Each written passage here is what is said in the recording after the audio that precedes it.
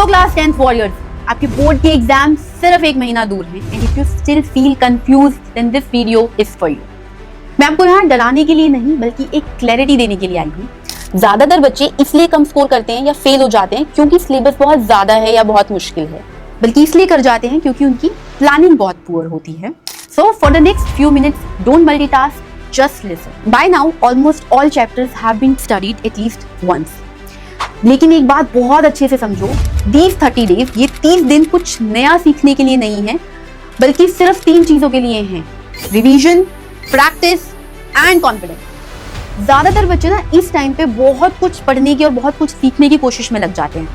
इसकी वजह से वो बिजी तो लगते हैं पर प्रिपेयर्ड नहीं। और अगर हमें बोर्ड एग्जाम की प्रिपरेशन करनी है तो we need a fixed structure that I am going to give you just now. तो सबसे पहले अपने बचे हुए 30 दिनों को, इन 30 डेज को 3 phases में डिवाइड कर लो।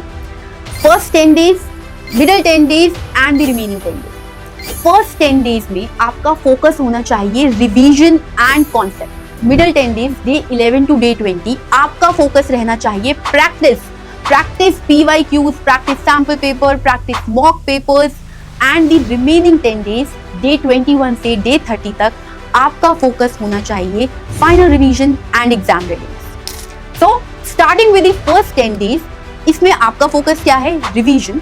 आप अगर दिन में अच्छे से प्रॉपर्ली 6-7 आवर्स भी पढ़ाई करोगे, that would be sufficient. In 10 days में अपने सिलेबस को इस तरीके से डिस्ट्रीब्यूट कर लो कि आप हर दिन 2 सब्जेक्ट को पढ़ो। अपने पूरे सिलेबस को अच्छे से रिवाइज करो विद योर ओन नोट्स, या फिर आप हमारे YouTube पे ऑलरेडी अपलोडेड 1 शॉट लेक्चर्स देख सकते हो, उनके थ्रू अपना पूरा का पूरा सिलेबस कवर अप कर लो। और सब्जेक्ट्स का पेयर अप इस तरीके से करो कि एक कॉन्सेप्ट बेस्ड और एक थ्योरी बेस्ड सब्जेक्ट्स को क्लब करो। For example, you can club your science subject with English and your maths with social science. और इन 10 डेज में अपने सारे सिलेबस को अच्छे से रिवाइज कर लो, अपने सारे कॉन्सेप्ट की स्ट्रेंथनिंग कर लो। ओके, देन फॉर साइंस अच्छे से NCERT को फॉलो करना, बायो के डायग्राम बहुत अच्छे से करना, डेफिनेशंस अच्छे से याद कर लेना, फिजिक्स के लिए न्यूमेरिकल्स बहुत अच्छे से प्रैक्टिस करना, केमिस्ट्री के लिए रिएक्शंस बहुत अच्छे से प्रैक्टिस करके रखना, मैथ्स की अगर हम बात करें तो मैथ्स के लिए थ्योरम्स अच्छे से पढ़ना, फॉर्मूलाज अच्छे से देख लेना, क्वेश्चंस के थ्रू प्रैक्टिस करके आप फॉर्मूलाज और थ्योरम्स रिवाइज करना। सोशल साइंस और इंग्लिश के लिए your own notes and your NCERT are sufficient at this point of time. कोई नई बुक, कोई नया एक्सपेरिमेंट मत करना इस टाइम पे। Then comes the remaining 10 days, यानी कि डे 11 टू डे 20, जहां आपका फोकस है प्रैक्टिस। तो PYQ सॉल्व करो as many as you can. रोज एक सैम्पल पेपर सॉल्व करना है विद रियल टाइम प्रेशर। 3 घंटे का टाइमर लगाना है, नो डिस्ट्रैक्शन, एक सिटिंग में बहुत नीट एंड क्लीन आपको पेपर सॉल्व करना है। And the most important part, इस सैम्पल पेपर को, जो आपने मॉक पेपर या सैम्पल पेपर सॉल्व किया है, इसको आपको चेक करना है।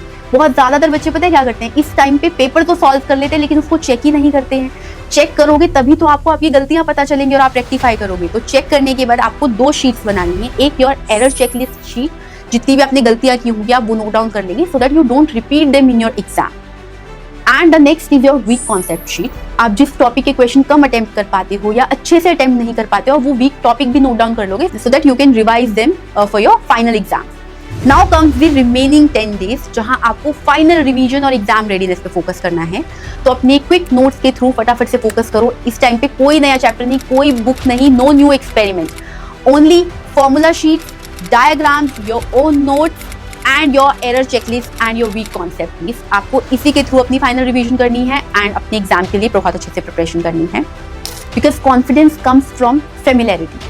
अब आ गया है examination day. In the examination hall, read all the questions very carefully, attempt easy questions 1, unfamiliar question देख के डरना नहीं है, will attempt in the end with our calm minds. And remember, अपना पेपर बहुत नीट एंड क्लीन रखना है, step wise answer लिखने हैं। Your marks will not be deducted for neat work, they will be deducted for the incorrect steps.